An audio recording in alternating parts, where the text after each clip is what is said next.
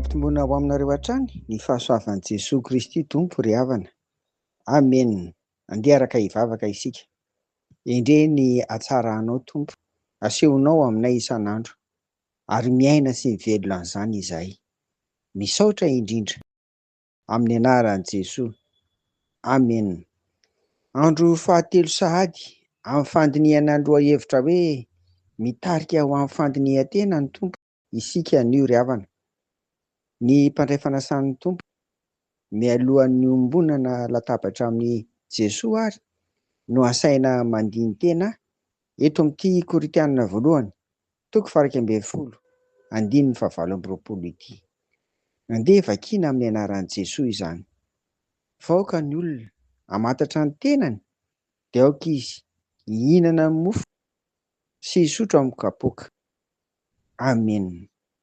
Ho ahy manokana ry havana, asa raha mitovy amiko ianareo, fa mety aloha hatramin'izao ny fandraisana ny fanasan'ny Tompo indray mandeha isam-bolana, satria misy ny fotoana dia ny fanomanam-panahy isaky ny alahady farany izany.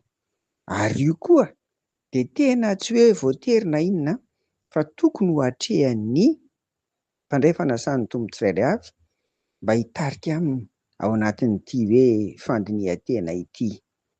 Ireto mantsy misy hevitra mafonja atao hoe 3 izay mifamatotra amin'izany hoe vahoaka ny olona hamantatra ny tenany dia aoka izy hihinana ny mofo sy hisotro amin'ny kapoaka. Voalohany, ny fanasan'ny Tompo dia tsy toy ny sakafo tsotra ka hohanina ampahazarana fotsiny, fa tena manambara mihitsy ny fanatrehan'i Jesoa, ilay be voninahitra izany. Ary faharoa, fahasoavana ny fanasan'ny Tompo satria fiombonam-piainana amin'i Jesoa ilay masina. Iza moa ao ry havana, iza moa ianao no mba eken'ny Tompo hiara-hombon-databatra aminy? Fahasoavan-dehibe ny fidianana ianao tao anatin'ny maro ka niantsoana ianao miombom-piainana aminy ao anatin'izao fanasan'ny Tompo izao. Tena ilaina fandinihan-tena izany. Manaraka, fahatelo, tena ilaina koa ny mamantatra isan'andro ry havana, satria tsika olombelona mantsy dia tsisy tanteraka. Noho izany dia fantaro isan'andro.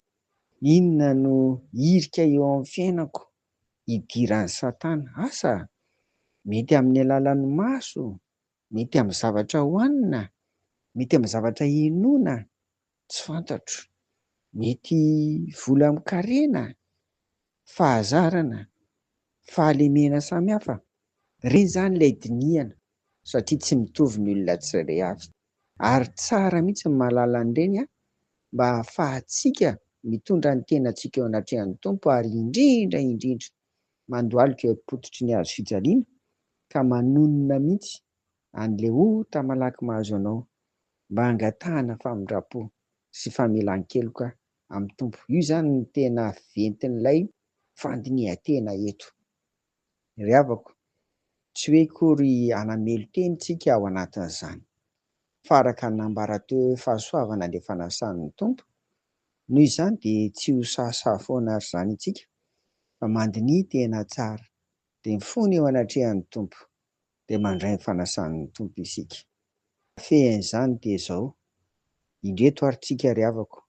Voalohany, aza-donoina ny fanomanam-panahy isaky ny alahady farany, fa mitaona tsika ho amin'ny fandinihan-tena ireny. Faharoa, isan'andro ihany koa, didinio ihany koa ny tenanao mba hahatonga anao ho tafahombona tsara amin'i Jesoa Kristy. Ary fahatelo sady farany dia io ny 9:20. Izao no ambarany eo. Raha ohatra izany tsika ka tsy mamantatra ny tenantsika eo anatrehan'ny Tompo, tsy tonga amin'ilay fandinihan-tena, dia mihinana sy misotro fanamelohana, fa tsy fahasoavana ho anao ilay fanasan'ny Tompo ry havana. Koa dia mahery zary fa mitaona antsika ny Tompo mba handiny tena ankehitriny. Amen. Vavaka ary sika dia misaotra anao izay Tompo fa mbola velona ary. ary mbola tarihinao amin'izany fandinihan-tena izany. Aza velana mari-tena ary izahay, fa hitondra kosa eo anatrehanao ny hotanay amin'ny anaran'i Jesoa. Amen. Ho aminareo ny fiadanan'i Jesoa ry havako. Amen.